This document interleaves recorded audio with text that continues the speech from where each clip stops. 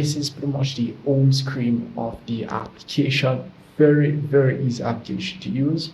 So once you have set up everything, you have to allow certain features and so forth. Once you have done all of that, you're pretty much good to go. So here you'll be able to log in and so forth. Not log in, be able to see your internet speed, the fastest internet speed, the network that you're on, and as well the current internet speed that you're getting. And as well your monthly usage, your daily usage, how much you have used on your Wi-Fi previously, how much you have used on your mobile data as well. You pretty much will see it here. And go ahead and tap on it and you can pretty much see how much you have used. As you can see from today, if you have installed application,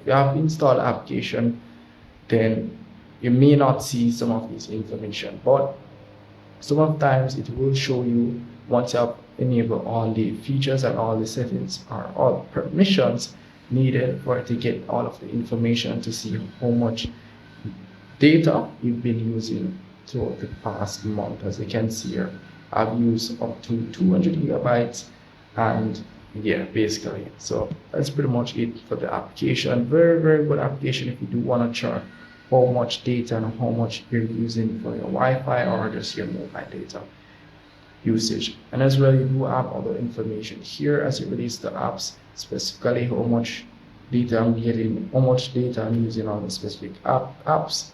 And as well, you can do a speed test of my network. Nothing much for that. Can adjust the theme, dark mode, or whatever the case is. Nothing much for that as well. Do want to remove ads like these little ads here, but they're not really interfering with your experience. So, but if you do want to remove it, you can always go ahead, tap on the remove ads feature here. As you can see here, only $4, not that expensive. So that's really pretty much it. And in the settings option here, you can see all the features which you can enable as it relates to the application itself.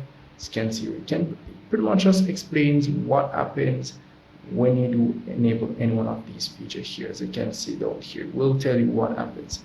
So do make sure you go ahead and read below before you enable any of these features. But the application does work very well without you enabling any other feature.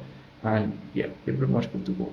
And you do have a little speedometer, or should I say the notification, something on the top of the notification bar which tells you how much internet speed you're getting, if it's kilobytes, megabytes, or gigabytes per second. It will show you at the top. And this is the option which pretty much lets you see it. But if you do want to disable it, you can always tap on this option here for it to not show. It can be annoying at times.